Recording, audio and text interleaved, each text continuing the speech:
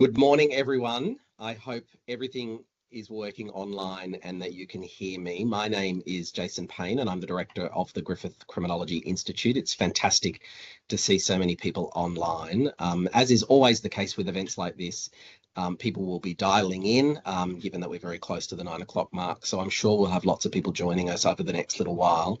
But in the interest of making sure that our speaker has as much time available today to get into the nitty gritty and the nuts and bolts of what is really an important topic area, I think we ought to get started. So what I wanted to do is just welcome you all on behalf of the Griffith Criminology Institute.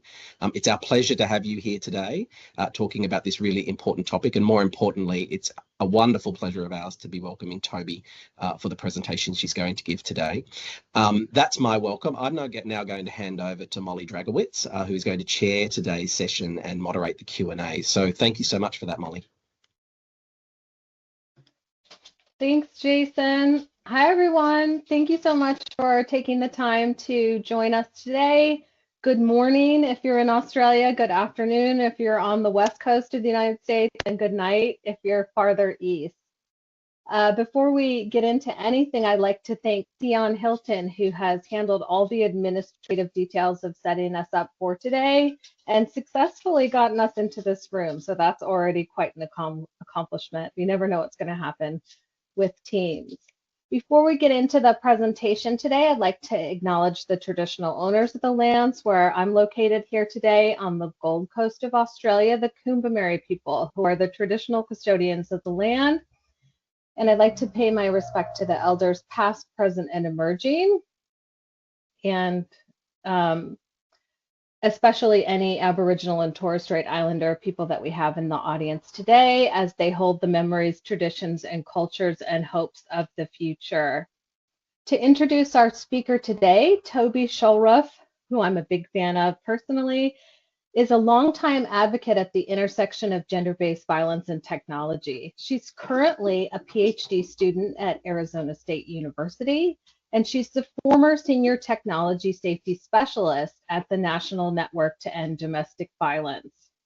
She's studying her PhD in the Human and Social Dimensions of Science and Technology. That's a program at Arizona State University, and her research is focused on the role of trust and safety work with technology companies and the privacy and safety risks of everyday and emerging technologies, and also the role of the public interest, technology, and responsible innovation. So with that said, just one quick administrative note. If you have questions, please feel free to pop them in the Q&A box, and we will reserve time to answer those at the end. But without much further ado, I want to hand it over to Toby Shulruff.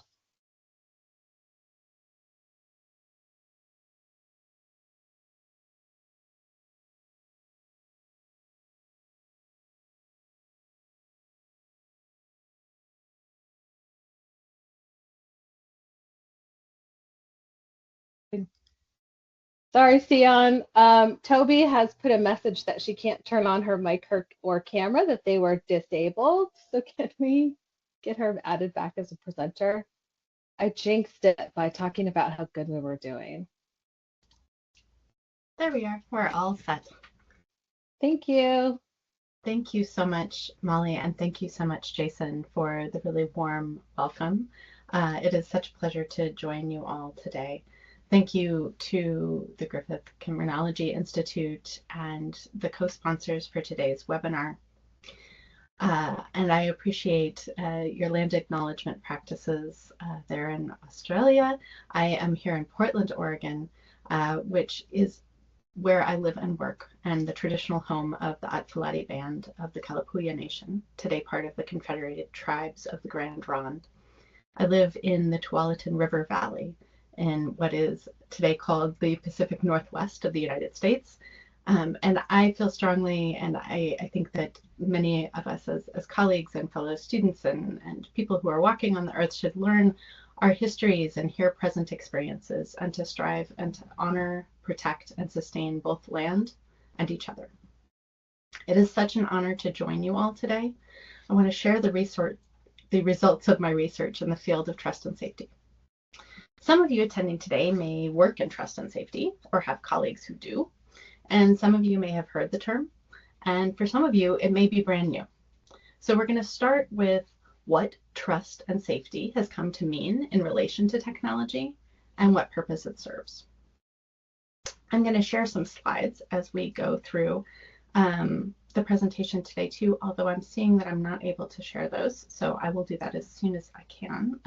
Sian or Molly, if you could enable that, that would be great. Technology is a word. Work on that. Okay, great, thanks. Technology is a word that's often used to mean the newest gadgets and systems.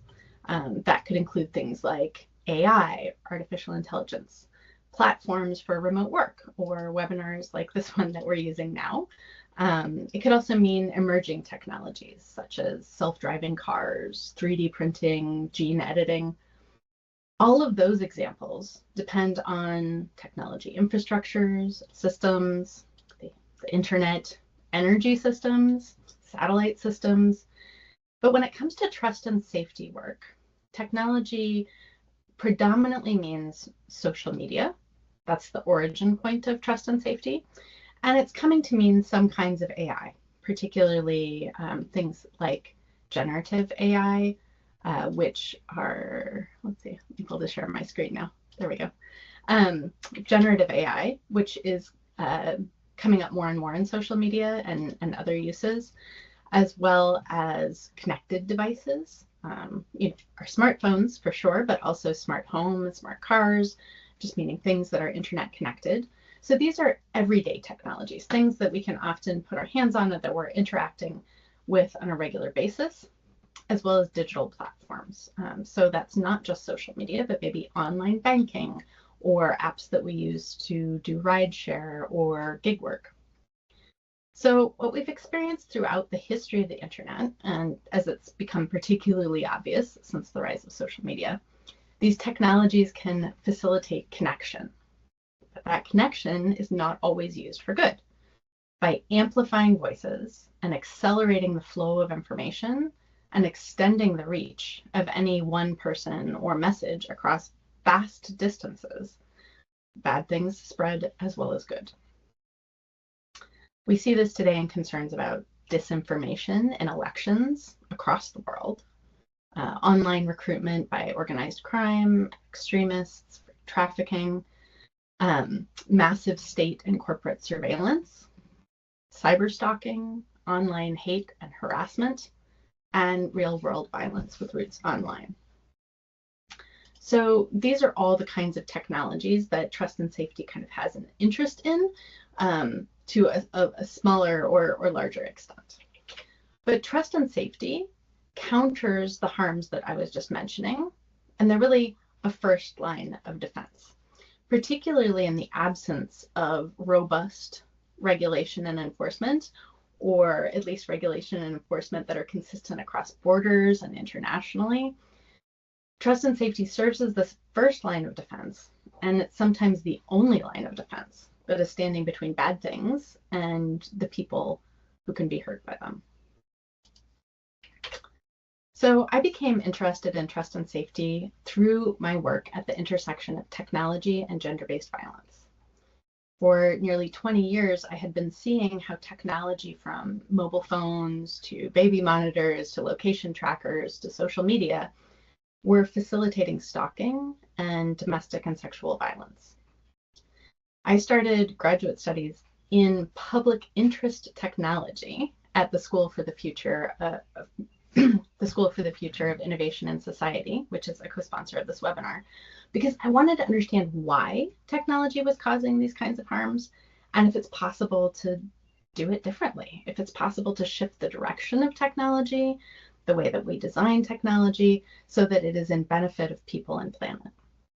I also noticed that a number of my colleagues from civil society, nonprofits, non-governmental organizations were being recruited into trust and safety positions within tech companies.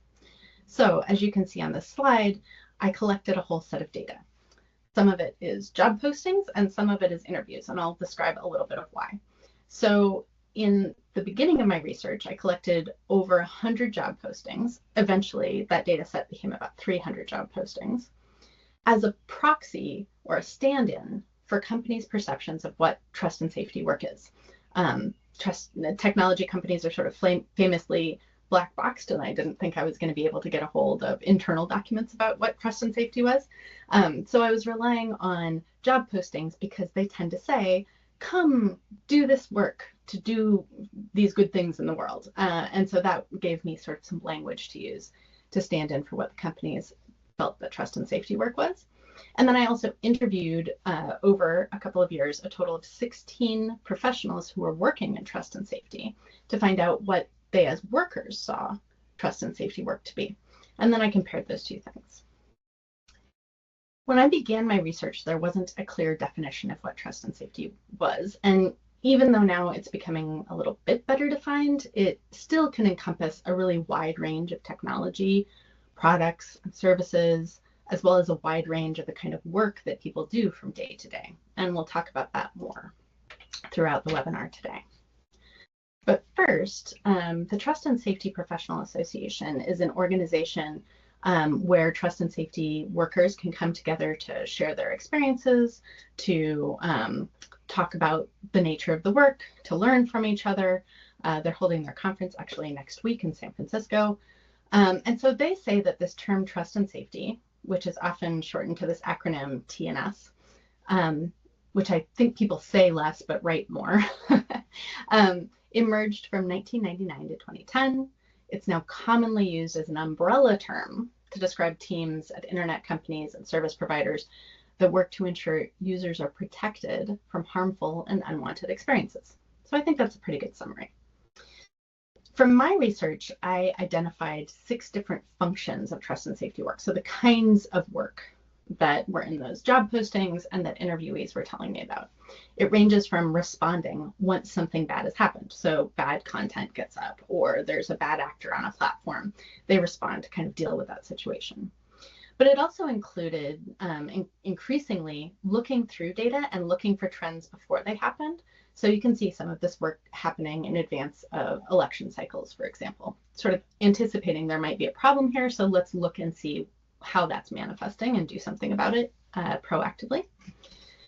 It also includes adapting community policies and processes so that it's letting users know what's acceptable on a platform and not, and then what happens if something that isn't acceptable happens. It is also starting to include things like product advice. So if a new feature or a product is going to roll out, increasingly trust and safety might be asked ahead of time, sort of before something goes wrong, what could go wrong, and that can be built into the design process. Across all of these areas, there's this capacity of collaboration and communication internally within a company and then externally to civil society or law enforcement, policymakers, or the media. So trust and safety really covers a wide range of activity.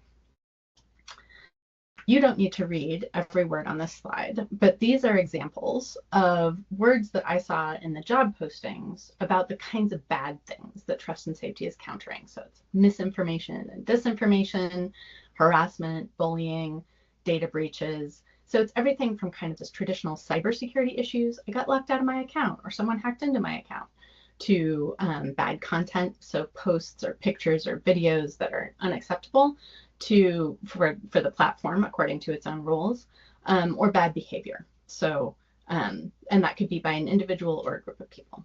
So those are the kinds of things that trust and safety is working against. Again, either responding to it after it happens, trying to detect it proactively, or maybe trying to prevent it altogether. So there's also some trends in trust and safety that were evident, especially from the first round of research that I did.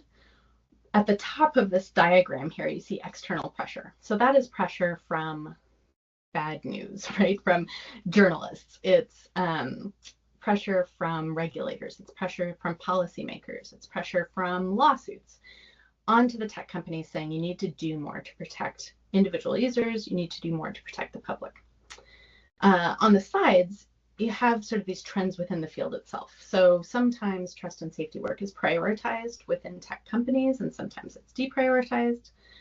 this rise of sort of the use of automated tools, which some people might call AI, but are certainly automated processes for handling some of the volume of this work.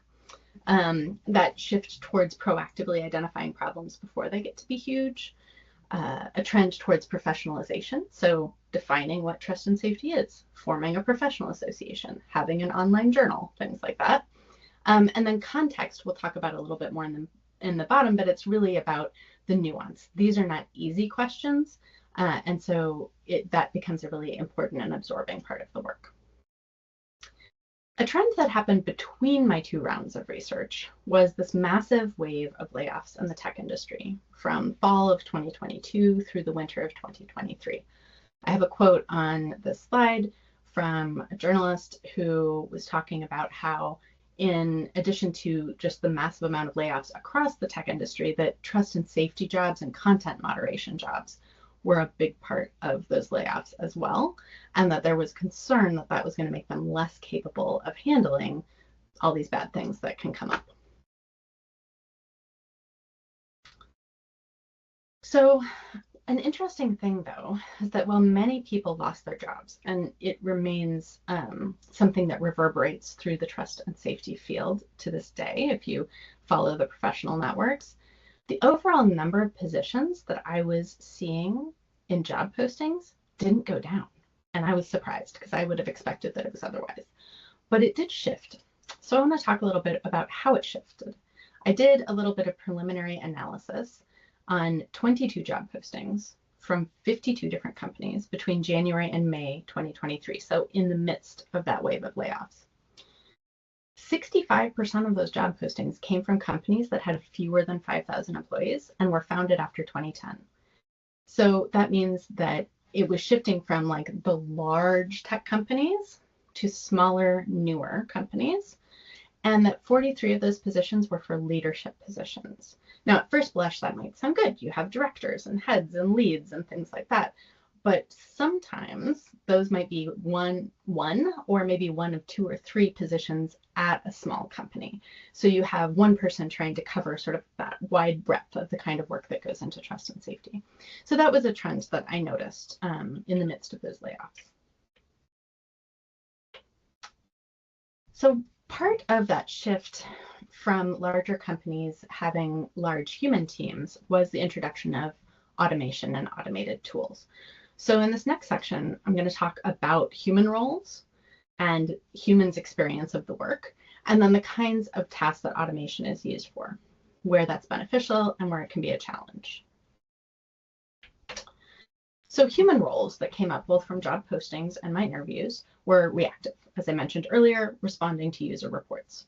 This would particularly be the case if it was a complex report or if the content was nuanced. Things would get escalated, as they call it, to a human to be able to do a second round of review after an automated tool wasn't able to make a determination.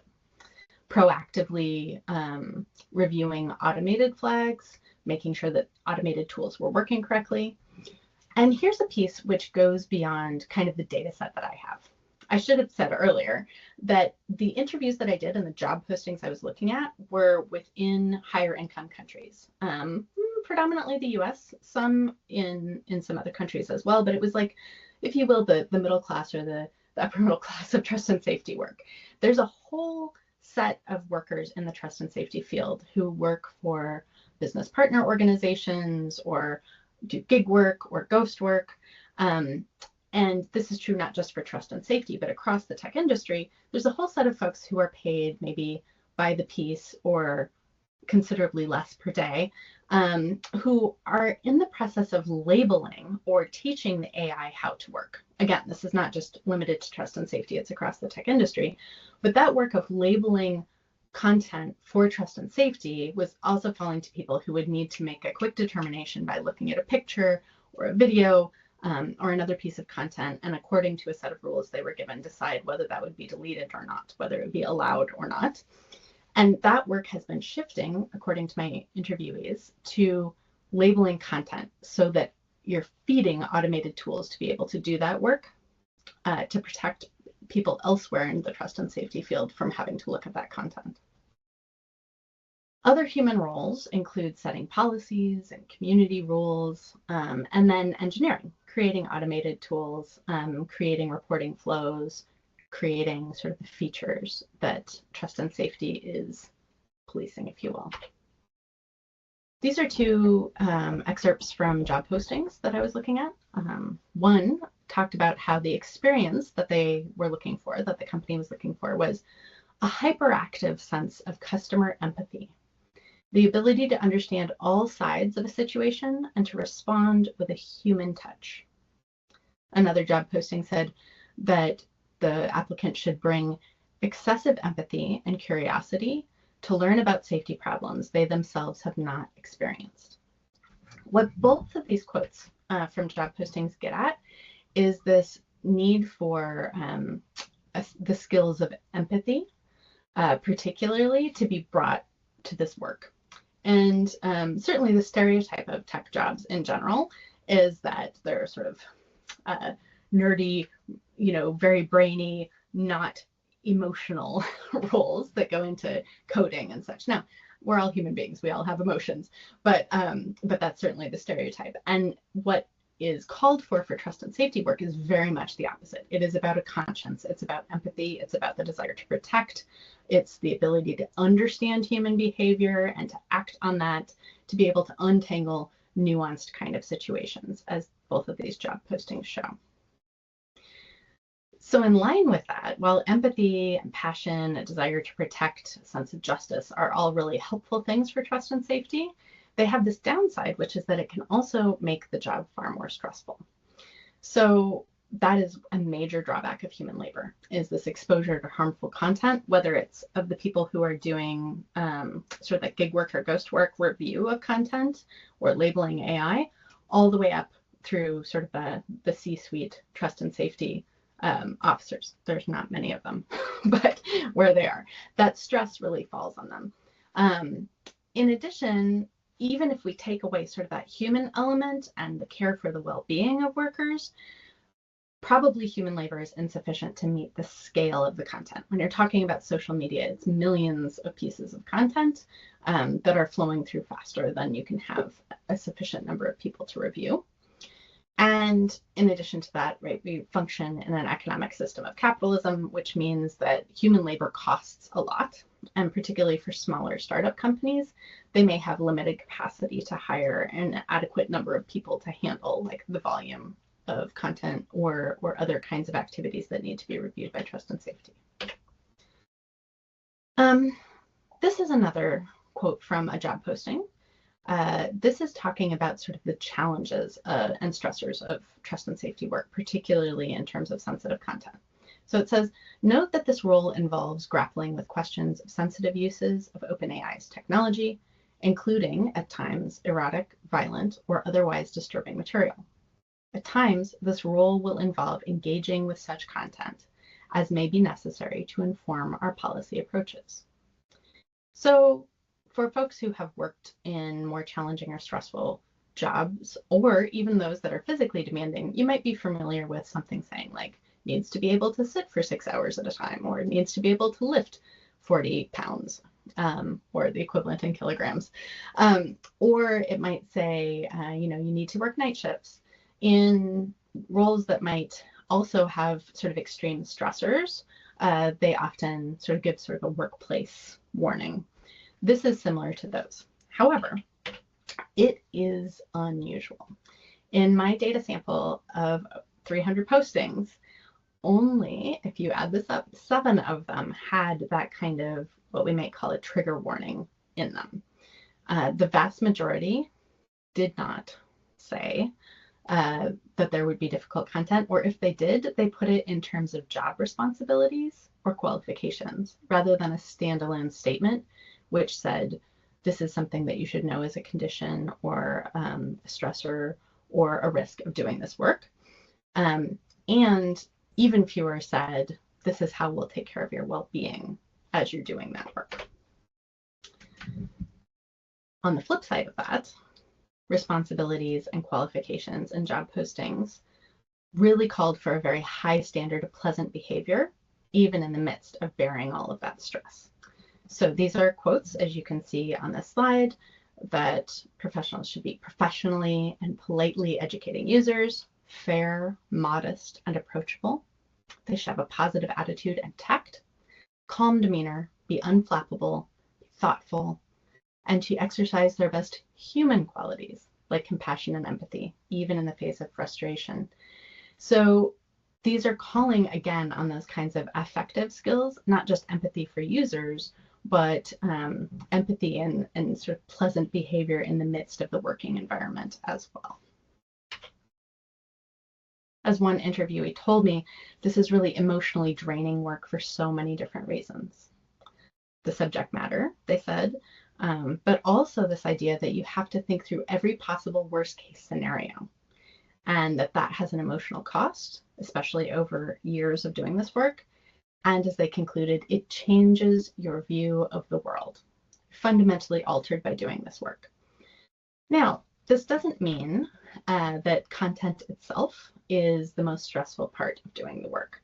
I think that's really important to know, that particularly for people who are working for tech companies at the level that I was interviewing and for the job postings I was reviewing, which included entry level, but I mean, this is like the set of the workforce that is not doing the gig and ghost work. That a lot of people are choosing this work. They find it to be meaningful. They appreciate being able to have a role of protection as they see it. They appreciate being able to make the internet safer, make products safer, make users safer, make society safer. They know that there will be difficult content, and they don't mind. If you think about a parallel in terms of firefighters or law enforcement or soldiers or rescue workers or environmentalists, right? Like any number of positions, people know that the content they're dealing with or what they're going to be thinking about day to day is difficult. What is challenging is a whole set of other experiences in the workplace. Actually, I'm going to go back one. And so that can include that stress of kind of standing in between bad things and people who can be harmed. It can also be when they notice that a new feature or a new product is likely to cause a harm and they're not heard.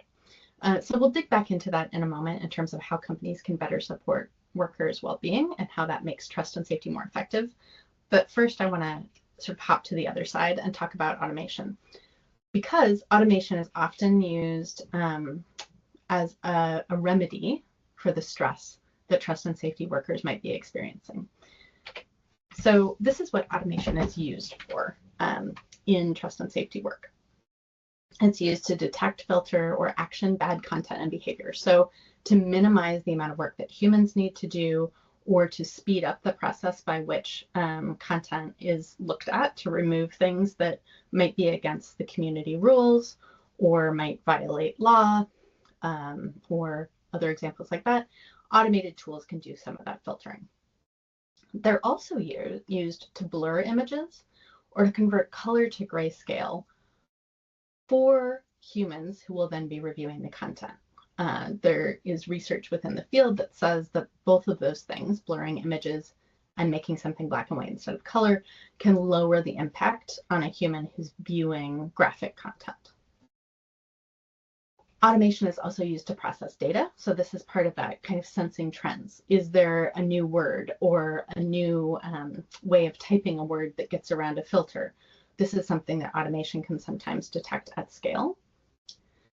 Automation is also used to receive user reports. I don't know if you've ever tried to report content to a social media company or even to any kind of online shopping experience. It's really difficult to talk to an actual human. You're generally filling out a form, pressing a button, sending a bit of information away. And that itself, just receiving the information, is automated, and then processing the first layer of that report may also be automated. And then finally, this sort of piece of interface with users. You think about the chatbots, which are all over the internet in terms of everything from online retail to social media, where you don't have a human on the other end of the keyboard, but an automated system that's replying to you. So those are all kinds of examples of how automation turns up in trust and safety work. The benefit, as we talked about, is that it can really act at scale, particularly massive scale, of the internet, online shopping, social media. and it can help to minimize workers' exposure to traumatic content. The challenges are that humans and human problems are complex. It's really difficult to write automated systems that can handle the very creative ways that people have of getting around rules, the very creative ways that people have of harming other people, and doing things that they generally are not supposed to be doing. It's also nuanced. What might be violating a community norm in one geographic location might be different in another. That can vary across language. There's many factors. And so human input to that tends to be necessary. Standardized responses can be inadequate. So when someone experiences a harm online, particularly if it's a very traumatic harm, just receiving an automated response, a form letter, talking to a chatbot may not provide them with the kind of emotional support that they feel that they need. And as I was talking about earlier, human labor is still needed to make automation work. Scholar Lily Irani has really pioneered some of the work in terms of talking about this with the idea of Amazon's MTurk or mechanical Turk process, where it appears as if AI is functioning purely on the basis of automation, but in fact there's a whole slew of human labor behind that are labeling content, fixing errors, making the system work. As one of my interviewees said, there are some problems that aren't machine problems or technology problems, they're people problems, and we need to look at them as people problems. We're not going to find an app to fix that. In my analysis of this, I call this context, as did a number of my interviewees. This idea that taking context into account includes all of the different ways that people communicate, all the nuances and language, the region that someone is coming from. I one there means interviewee one. So this idea that there is just, it isn't a simple yes or no to lots of different kinds of content or behavior online, that the broader context in which it's happening needs to be taken into consideration.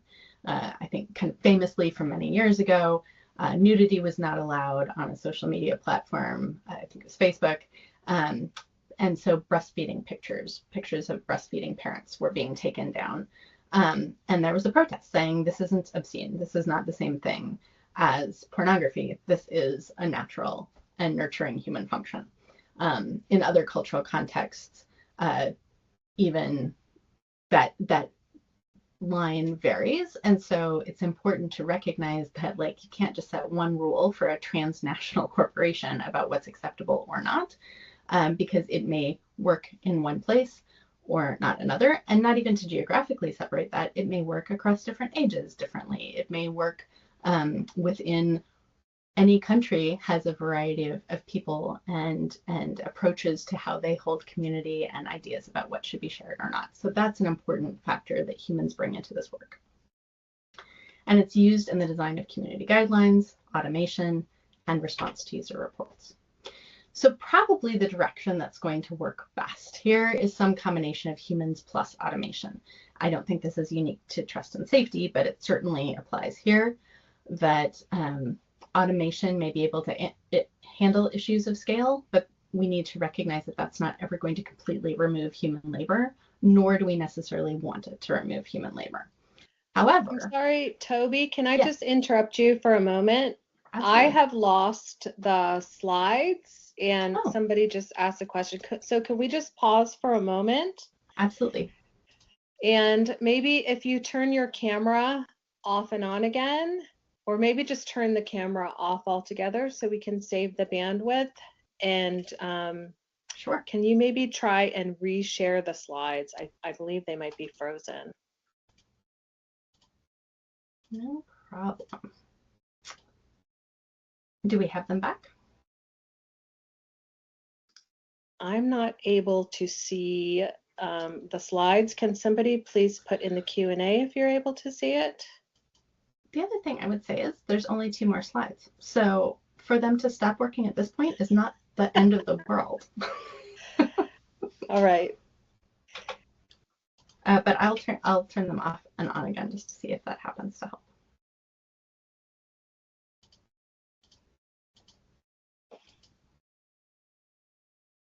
Are they visible again? Can somebody please put in the Q&A, because I've got just a white screen at this point.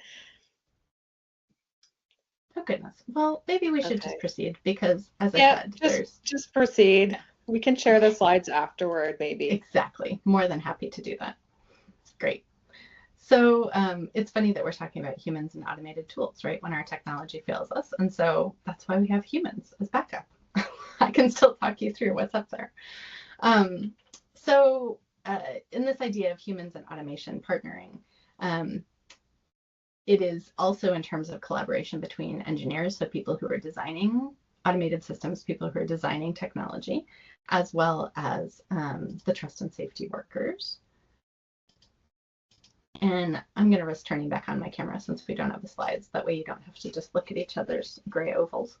And then finally, the last kind of use of humans and automation together, or partnership, I should say, of humans and automation together, is this potential future use, which some people in the trust and safety field are really excited about, which is, instead of just trying to stop bad things, what if the communities that we gather in online and the way that we build technology actually encouraged pro-social behavior? What if you were rewarded not for posting the most inflammatory thing online that got lots of like angry faces, but what if you were rewarded for sharing things that made people laugh or feel good or connect with each other? Obviously, that's oversimplifying it. And again, context is a really important part of that. But there is this interest not just in proactively identifying things that are going badly, but maybe preventatively, in the sense, for those of you who work in the social work field, of primary prevention, where we're trying to shape the worlds that we would like to have together, as opposed to just trying to not have bad things happen. And the last quote that I would have shared on a slide that I will just read out loud to you all also comes from one of my interviewees, who said, "Safety is not just the absence of harm. It's also, am I empowered? Do I feel engaged? Do I feel that my voice matters? And do I feel valued?" And so I think that trust and safety is at a point where, as a field, and perhaps that we all in society have an interest in safety meaning something more than just the absence of bad things, although that will continue to be a really important function of trust and safety.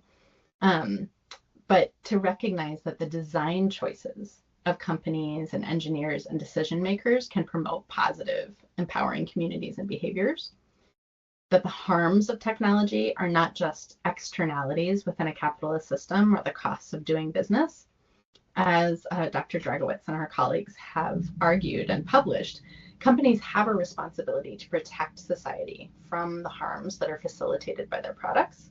For example, under the UN Guiding Principles on Business and Human Rights. It's a great article. If you haven't read it, I commend it to you.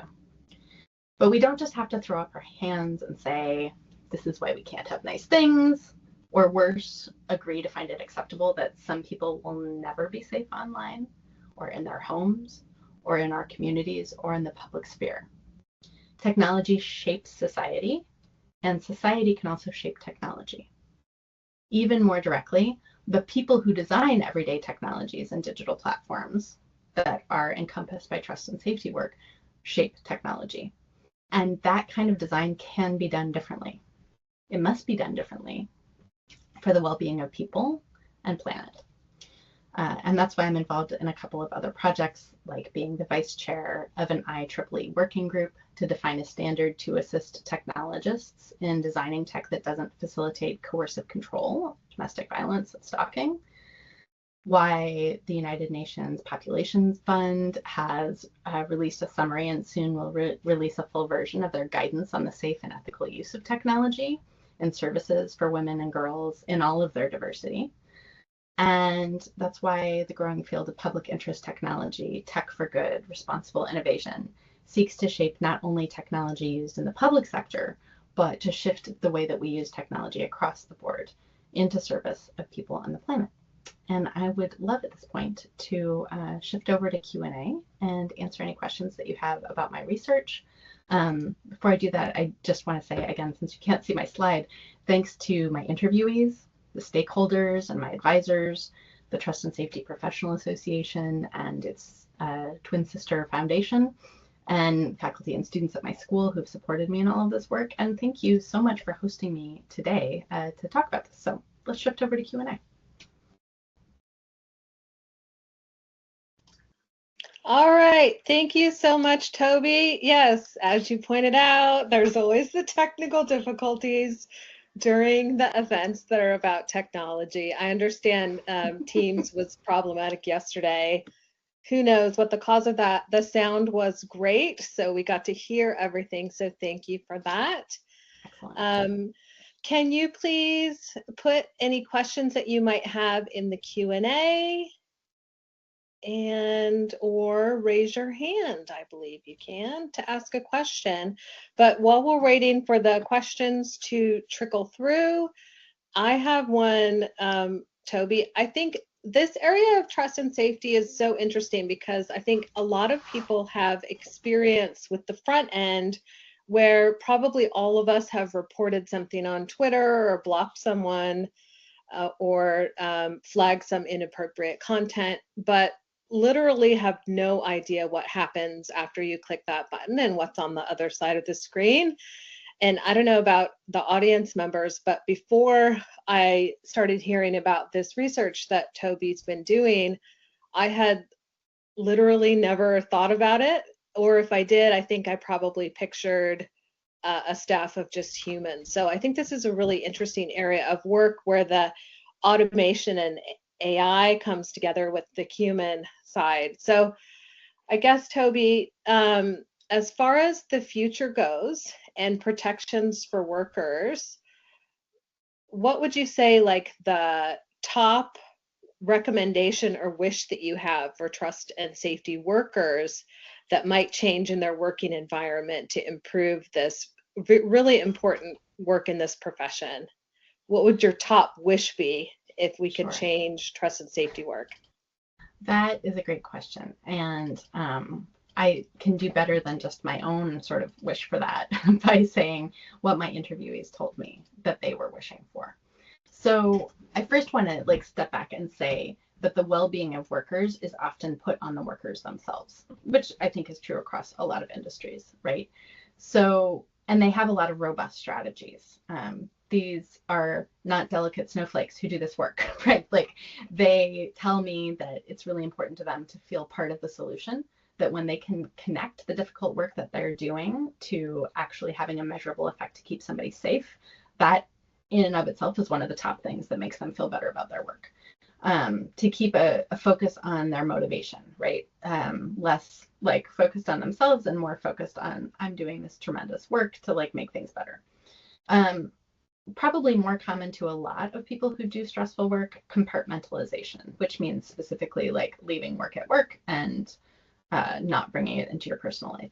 Particularly with trust and safety work, a lot of people who I interviewed and who I talked to just anecdotally tell me that people don't understand what they do, whether that's their partner or their family members or, you know, people in their community are just like, I don't understand. And I actually don't want to hear about all the gross stuff that you see when you're at work or all the terrible things you're thinking about, right?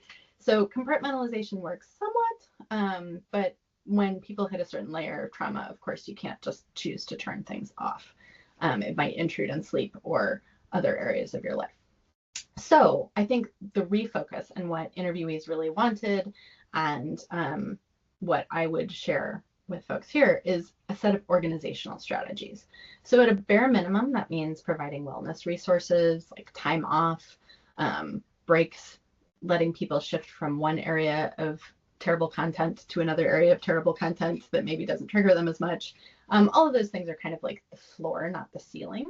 And I think that along with automated tools like that blurring of images or making them black and white or handling, you know, some of the scale with automated tools. But the really deep organizational strategies that would support the well-being of trust and safety workers individually and as teams are to really promote a culture of wellness, to destigmatize mental health issues and natural reactions to this kind of trauma. There shouldn't be an expectation that you can be okay and be pleasant 100% of the time when you're experiencing this or doing this work. facilitating connection to other trust and safety workers through things like the professional association and other kind of networks, as well as really promoting team wellness. So that, I think, was one of the biggest negative effects of the layoffs for folks, in addition to obviously just if they lost their job. But in addition, it was that they had a team of people who understood what they did, who had their backs. If you imagine, again, firefighters. And so the layoffs broke apart those teams. And that was a big blow to folks. It also made them feel less valued in terms of the work that they were doing.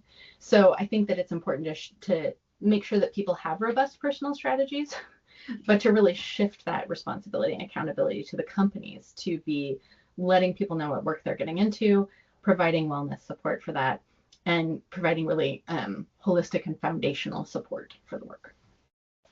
And I would just add one more thing, which is that it's just, decent to treat workers well, but it also impacts the rest of us, because when trust and safety workers are effective at what they're doing, that means that society is safer. It means that users are safer. And so it isn't just about their well-being, it's about really all of our well-being.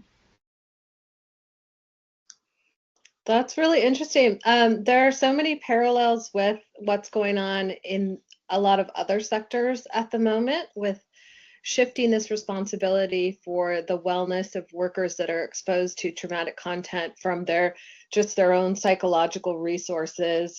I know in academia and with judicial officers, and I'm on the domestic violence death review, the response tends to be to direct you to your employee assistance program, which will have some sort of generic psychological support, but generally not really geared toward traumatic anything. So I think this push toward institutional changes and building into the workplace environment and infrastructure to support wellness and well-being, and acknowledging the exposure to traumatic material and experiences really seems to be expanding beyond maybe first responders, where we would have seen it in the past. So that's super interesting. There's a question in the chat, and I'm not sure if you're able to see that, Toby, but I'll read it out loud. And it's from Ozma, and it says, "Thank you, Toby, for the interesting talk. I was curious to learn more about your work with IEEE standards group. For example, is this a standard you and colleagues initiated, or were you requested to partake in the discussion by IEEE as part of their ongoing efforts of standard making?" Oh, that's a great question, Ozma. Thanks for that. So the standard was initiated by folks with IBM UK, and Leslie Nuttall and her colleagues there had, just to tell their story a little bit, they overheard colleagues sort of joking about the way that they were using their technologies to find out what was going on at home when they weren't there. And they thought, this isn't really a joking matter, and this is pretty concerning. And it led them to start thinking about, what could we do to design tech differently, so that the people who are designing technology recognize sort of what is ethical and safe behavior, and to try and embed that in technology rather than embed these kinds of abilities to surveil or harass people remotely using technology. So they really initiated the standard. I had been involved with the social implications of technology subgroup of IEEE through my graduate studies and colleagues at there in Australia at Wollongong. And so that's how I became aware of the effort. And I raised my hand and volunteered, one of the first people, to say, I think this is a really important question for technologists and engineers to write a standard about, but I think that there's a need for academic researchers and civil society to be voices involved in that standard development as well. And so as a result, we do have a robust multidisciplinary working group that includes academics, civil society, engineers, representatives of companies, coming together to say, how exactly would we define a standard which is broad enough to encompass all these kinds of technologies that can be used this way, and to give some guidance so that from the outset of the design process, thinking about issues around coercive control and other kinds of interpersonal harms would be taken into consideration. Not that you can completely eliminate any kind of misuse, but that it could be front of mind to try and prevent that. And it is, if anyone is involved with IEEE and would like to join, it's 2987, or you can follow up with me by email. We'd be happy. We're accepting new members as we define the standard. We're sort of in the teeth of drafting that text right now, and you're welcome to join us. So. One of the interesting things about work in this area of trust and safety is it really is truly interdisciplinary in a way that a lot of other work and especially academic research is not. So I really appreciate that. And the involvement of the, it's the intersection of design and regulation and engineering and also the social sides of it makes this such an interesting area. And I think like for our students, and I know that I see a few of our graduate students and undergraduate students here, I think that in the social sciences, people may not even be aware that this is an option of an area that they can work in. So I see another question here that says, it's from Ariana, and it says, thanks for the talk, it was great. I like the idea of conceptualizing safety as more than the absence of bad things. And I wonder whether most of your interviewees thought about safety like that, or if it was only a minority who held this view. That is a wonderful question, and I think something that would be a great set of follow-up research.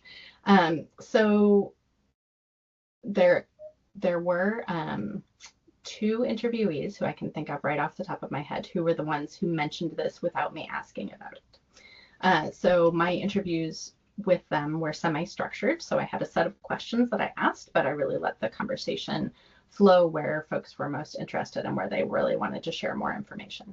And so it was one of those interviewees in the first round, the quote that I read at the very end of the presentation was from my first round, who had come over from civil society into doing work within the tech companies. And again, that kind of flow of people being recruited from doing often civil society, sometimes governmental work around safety coming in.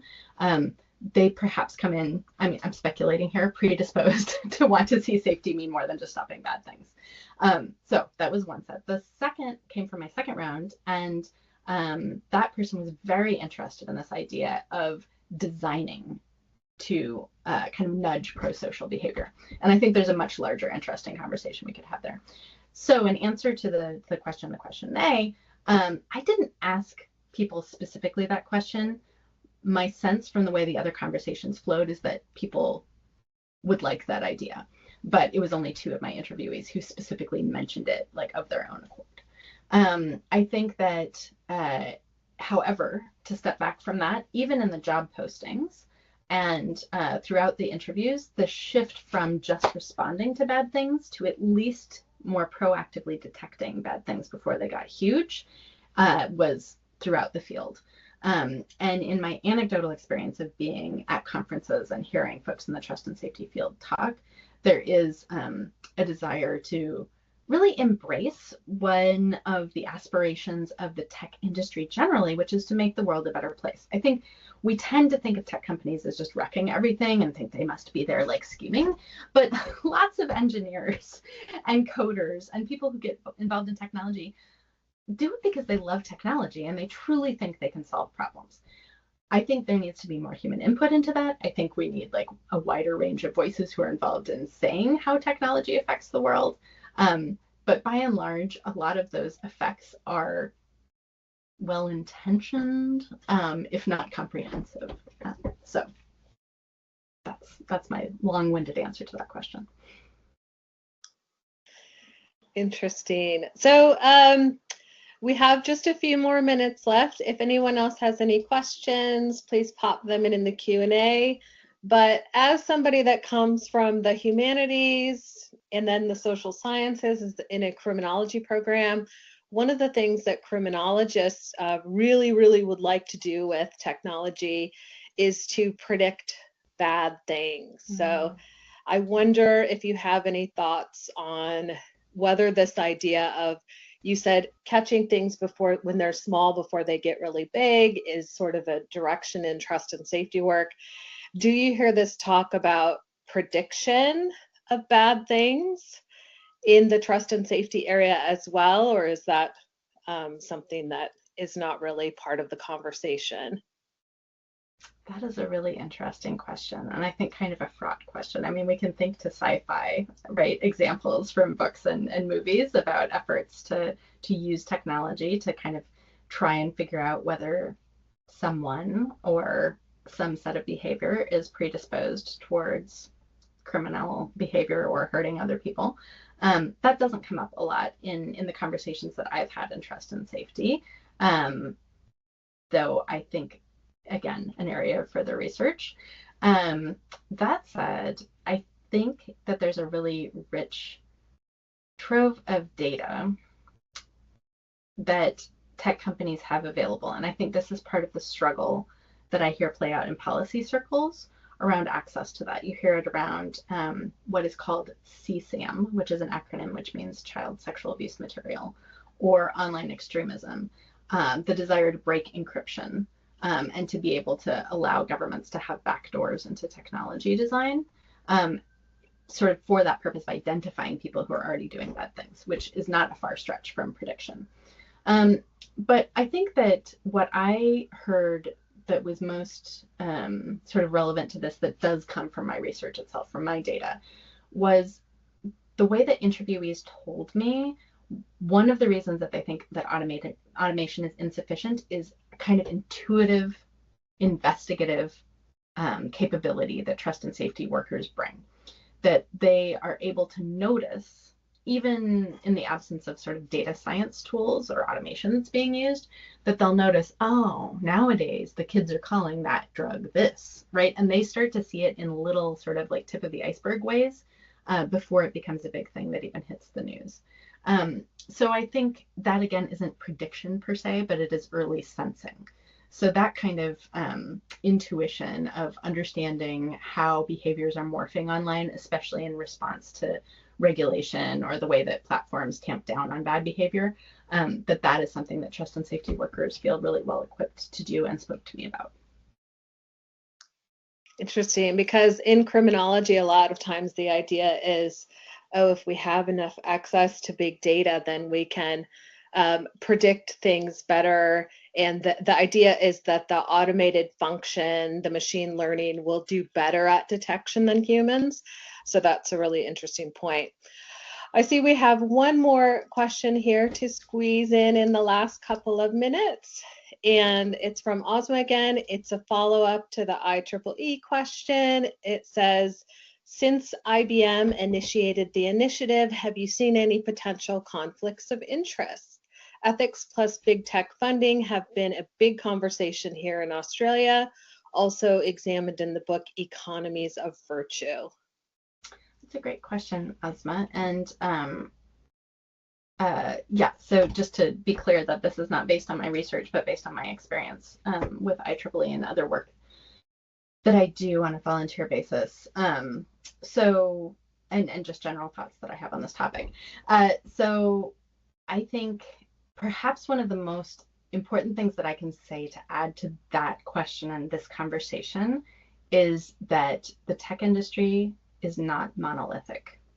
So again, coming from the civil society side and having spent a couple of decades seeing the harms of technology that can play out, so very much with that in mind, I think it's important to know that within companies, trust and safety is a team, legal is a team, marketing is a team, engineering is a team, PR is a team, there's the C-suite.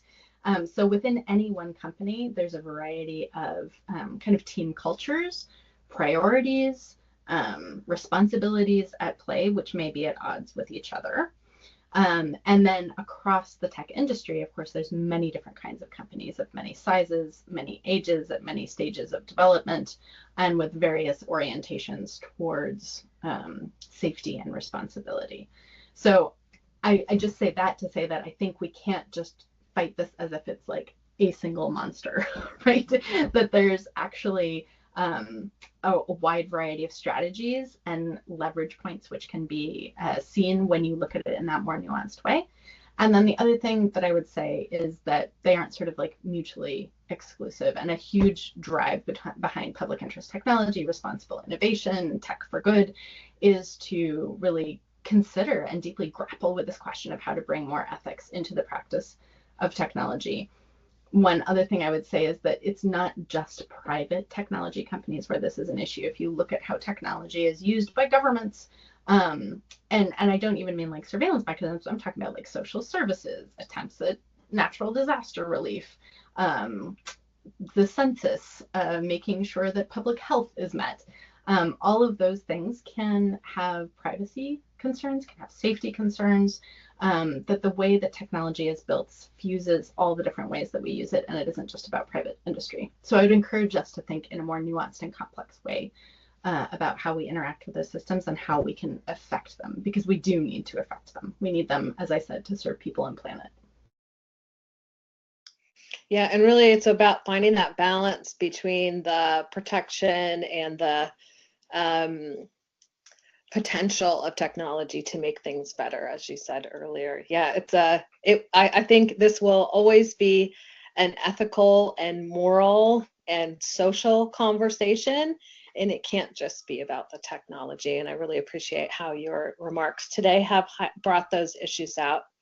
All right, we are at time, so I would like to thank everyone in attendance for today, especially our speaker, Toby Shulruff. So yay, Toby, thank you. I apologize for the technology kerfuffle.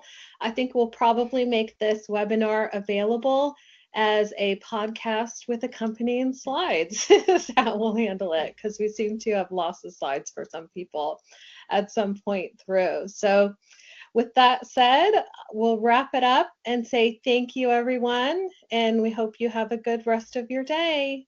Thank you all for joining.